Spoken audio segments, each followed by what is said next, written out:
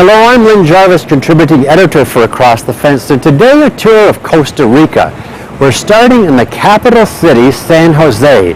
4 million people, and these are some of the government buildings that you see behind me.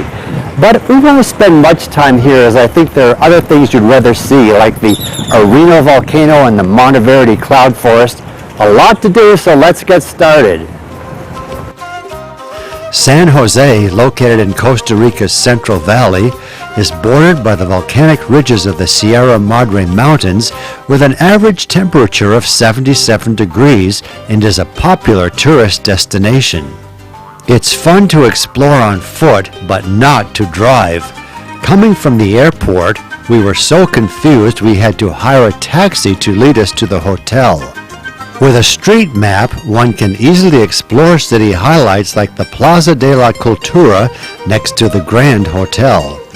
The plaza, built in 1823, when San Jose was established the capital city of Costa Rica, is now the center of a bustling metropolis.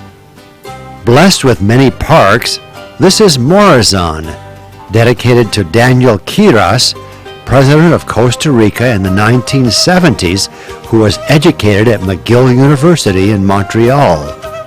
People in San Jose love green spaces, especially National Park, one of their nicest, with the ever-present singing birds in the trees overhead. In Park Center is a monument dedicated to the Battle of Rivas that took place on April 11, 1856.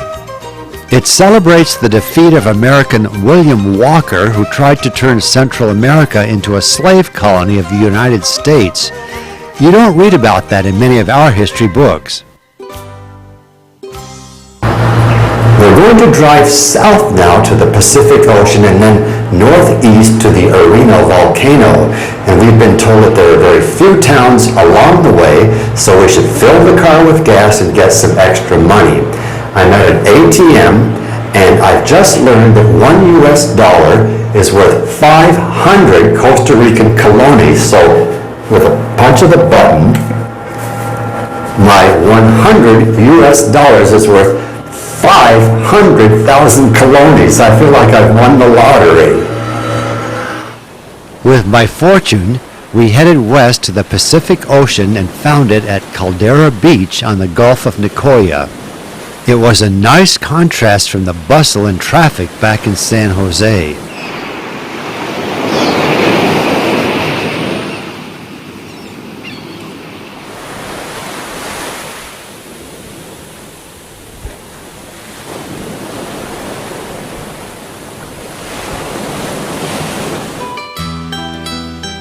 Now on to Arenal Volcano, and the roads were just as crowded as back in San Jose, but here with no passing lanes.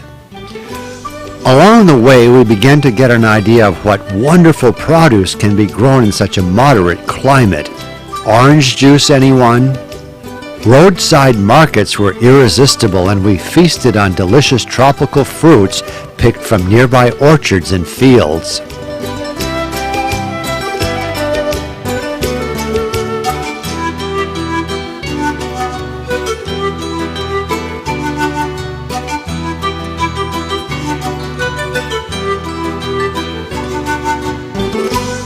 Arenal was 4 hours away, always climbing, with the scenery getting more beautiful along the way.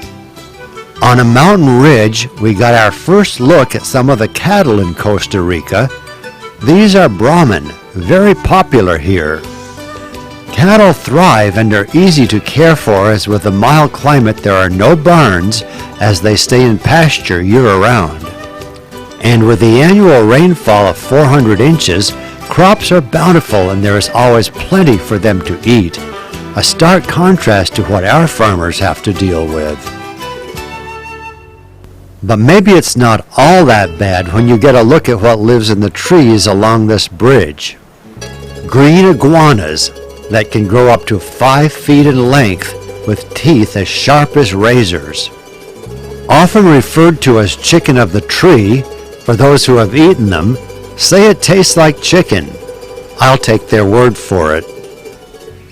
Our first night out was at the Tilahari Resort, located on the San Carlos River, home to many animals and an abundance of beautiful birds and flowers.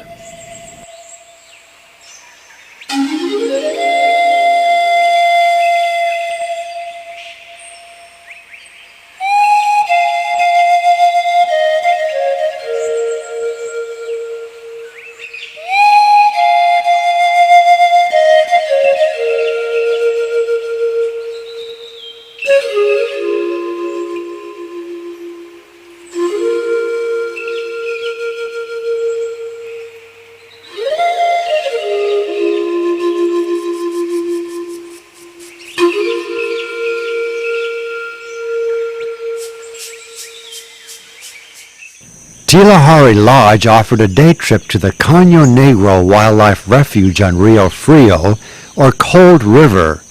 Our guide, Walter Solarzano, provided some background. Today we're going to see a lot of wildlife. This is one of the better places in the whole country for this matter.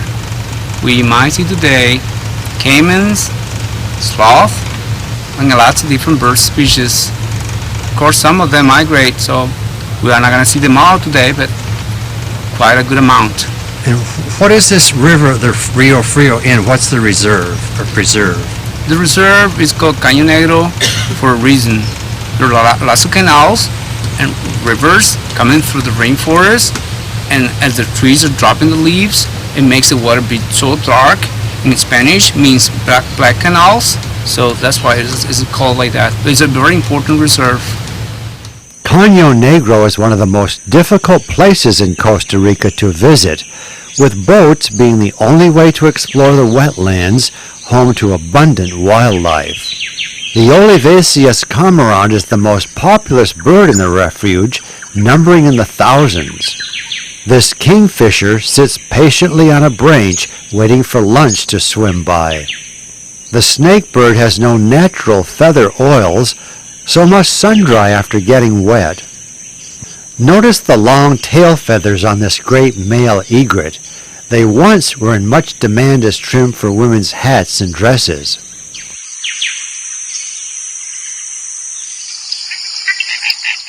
This red-necked heron just caught a fish and was startled to see us so close.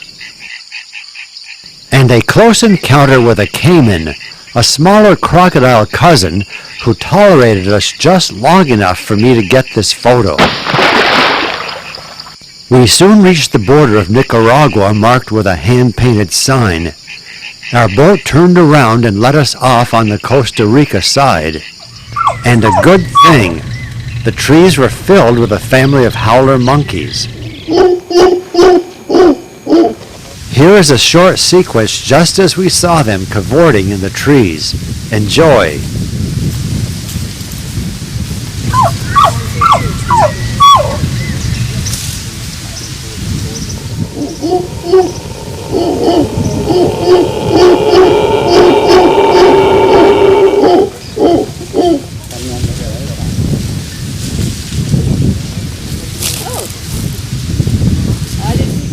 We didn't want to leave, but even here schedules had to be met. But I did have time to crawl over a barbed wire fence to wave goodbye from Nicaragua.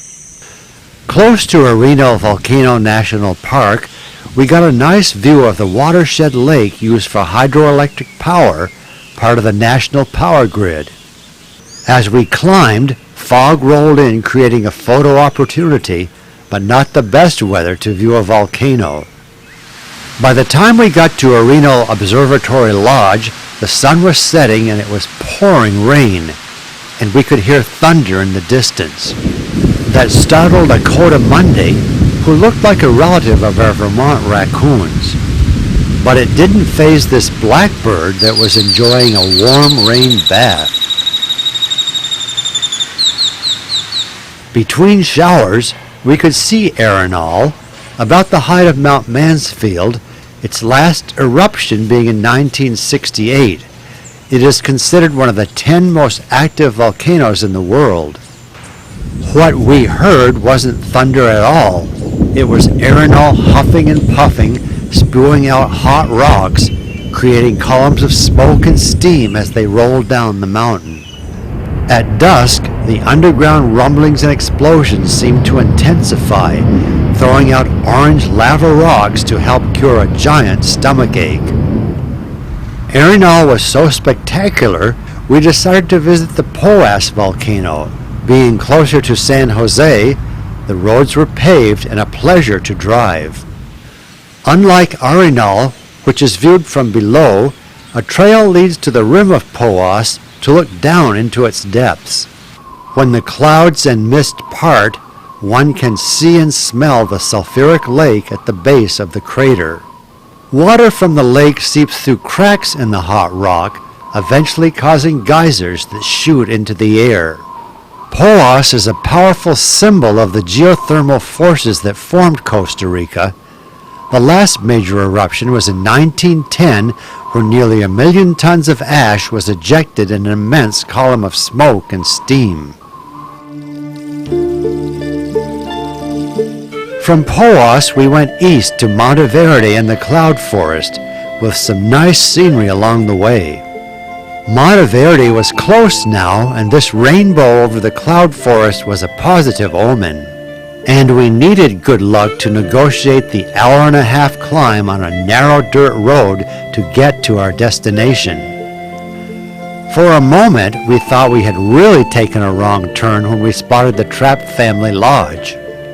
Near the entrance to the Monteverde cloud forest, it has no connection to Stowe, Vermont's famous Sound of Music family. Just past the lodge, a surprise, we had to pull over to let this herd of dairy cows pass.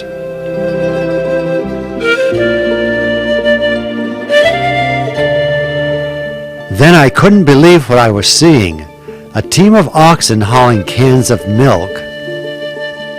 It was like being in a time warp. What year was this? Where was he taking his precious cargo?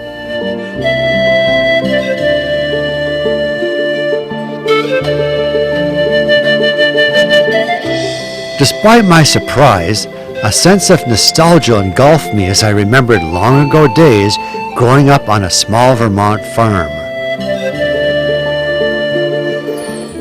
Around a bend, we discovered his destination, the cheese factory of Monteverde, established by Quakers from Alabama in 1951. Their pacifist values led them to defy the draft during the Korean War, and they came here and set aside a large tract of land for farming. In this lush and mild environment, they thrived and opened the cheese factory with just 2 workers. It now provides a living for over 250 farm families and employs 160 factory workers who produce some 3,400 pounds of cheese a day. Their first cheese was Gouda, and now more than 20 varieties are produced, some made with local coffee wood. Sold throughout Central America, this block of Gouda came home with me. It was delicious. Hummingbirds of many varieties make their home in this mountain cloud paradise, and here are some for you to enjoy.